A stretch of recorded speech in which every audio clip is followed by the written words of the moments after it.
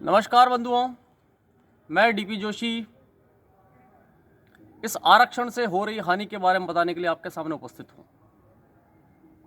ये जो आरक्षण है, यह हमारे देश में योग्यता और हमारी सनातन संस्कृति का बहुत बड़ा दुश्मन है। इसके सिर्फ जो फायदे हैं वह सिर्फ ऊपरी और क्रीमी लेयर तक इसके फायदे छुपे हुए हैं। मैं यहां पर यह कहना चाहता हूं कि ये जो नेता, ये जो राजनेता, ये हमारी योग्यता को मारते हैं। इसके साथ साथ में ये दलित वर्ग की जो योग्यता है इसको भी ऊपर नहीं आने दे रहे हैं। क्यों नहीं इसके अंदर क्रीमी लेयर लागू की जाए, जिससे कि एक बार जिसने आरक्षण का लाभ ले लिया है वह हट जाए। इस देश में इस अंबेडकरवाद के नाम के ऊपर और छुआछूत के नाम के ऊपर भी बहुत सारा जहर फैलाया जा रहा है।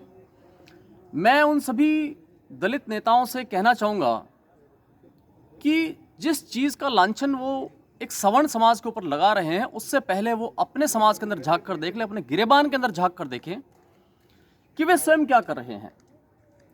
उनके समाज की स्थिति यह है कि उनके अंदर जितनी जातियाँ और प्रजातियाँ जितनी बटी हुई है, वह आपस में इतनी छुआछूत कर रही है जितनी छुआछूत तो एक सामान्य वर्ग का व्यक्ति नहीं करता है। इस छुआछूत के मुद्दे के ऊपर सबसे पहली बात तो ये है कि हमारे इस इंडिपेंडेंस के बाद में 1947 के बाद में 5500 नई जातियां और प्रजातियां पैदा कर दी हैं इन्होंने, और इनकी जातियां और प्रजातियां पैदा होने के कारण इस देश में हमारे सनातन संस्कृति के टुकड़े टुकड़े कर दिए हैं। दूसरा जो है वो जो जय भीम और जय मीम कर कर जो सनातन संस्कृति को नुकसान पहुंचा रहे हैं, ना तो जय भीम रहेगा और ना जय मीम रहेगा। मैं कहता हूं कि अगर एक दलित वर्ग का व्यक्ति जिस समय पैदा होता है, वह सनातन संस्कृति के अनुसार उसका नामकरण किया जाता है और अंत में उसकी जो अंतिम यात्रा है उसमें भी राम नाम सत्य ही किया जाएगा। उसको चारपाई पर लेकर नहीं जाया जाएगा, उसको सीढ़ी पर लेकर ही जाया जाएगा। इसलिए कृपा करके इस समाज के अंदर और इस सनातन समाज के अंदर भारत का जो सनातन संस्कृति है, जो एक सहिष्णु समाज है, उस समाज के अंदर कम से कम गंदगी फैलाने का काम तो नहीं करें। मैं छुआछूत का पक्षधर नहीं हूं, लेकिन फिर भी मैं ये कहना चाहूँगा कि दूसरे समाज के ऊपर लांछन लगाने से पहले दलित समाज के नेता, दलित समाज के लोग अपने अंदर देखें। दूसरी बात ये कि जितने राजनेता, जितने भी बड़े बड़े अधिकारी जो कि इस आरक्षण का लाभ ले रहे हैं, इनके बच्चे विदेशों में पढ़ रहे हैं और हमारे दलित भाई आज की तारीख में झुग्गी झोपड़ी में रह रहे हैं। उनको पता नहीं कि आरक्षण नाम की कोई चीज़ है। उनको कौन जागृत करवाएगा? उनके पास जाइए, उनको बताइए, अरे भाई साहब उसके पास तो पहनने के लिए जूती नहीं है, आपके पास तो फॉर्च्यूनर गाड़ी, उनके पास जूती नहीं है पहनने के लिए।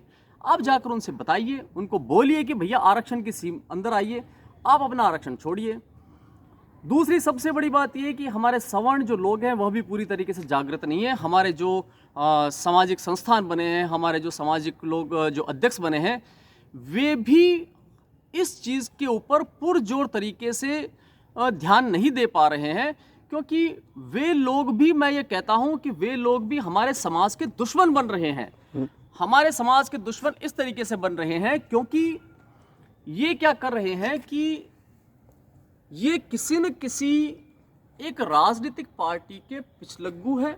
इनकी पूंछ दबेल राजनीति है, ये कहीं न कहीं दबे हुए हैं और ये लोग भी हमारे समाज की एकता और अखंडता के लिए नुकसानदायक हैं।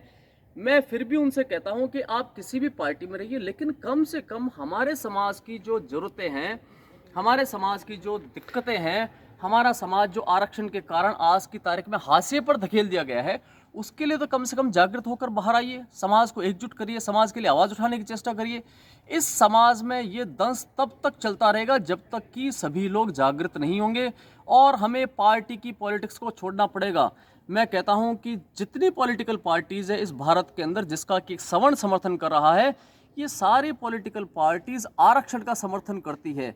आप अगर पीछे स्टेटमेंट देखें, आप चाहे मोदी जी का स्टेटमेंट देखें, आप चाहे राहुल गांधी का स्टेटमेंट देखें, आप चाहे अमित शाह का स्टेटमेंट देखें, आप चाहे शिवराज सिंह चौहान का स्टेटमेंट देखें, इन सब का स्टेटमेंट यही है कि हमारे जिंदे रहने तक आरक्षण कभी समाप्त नहीं हो सकता है। तो मुझे बताइए कि आप इनके पीछे क्यों पड़े हैं, आपको इनसे क्या लाभ है?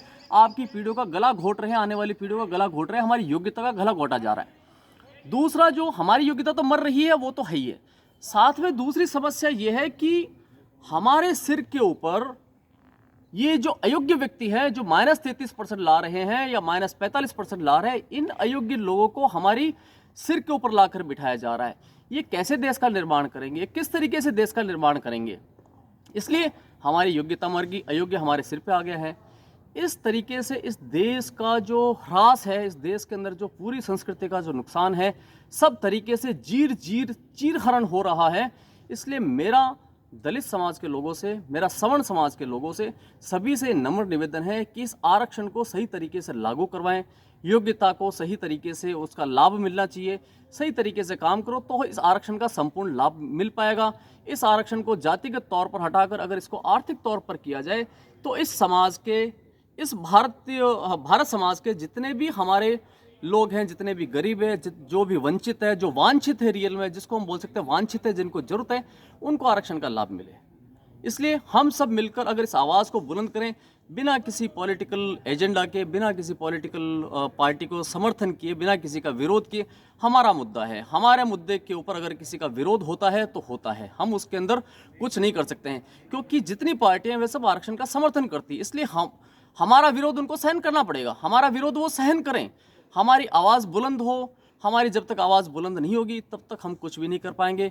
इसलिए मेरा सभी से निवेदन है, दलित भाइयों से निवेदन है, मेरा सवर्ण समाज से निवेदन है कि इस आरक्षण को जातीय तरीके से हटाकर आर्थिक आधार पर अगर हम आरक्षण को कर दें, इसलिए सभी वर्गों को लाभ मिलेगा और सभी एक तरीके से जो है वह इस देश के अंदर चैन से जिएंगे। और कृपा करके जय भीम और जय मीम के नारे को कृपा करके बंद करिए ताकि सनातन संस्कृति का नुकसान नहीं हो। नमस्कार।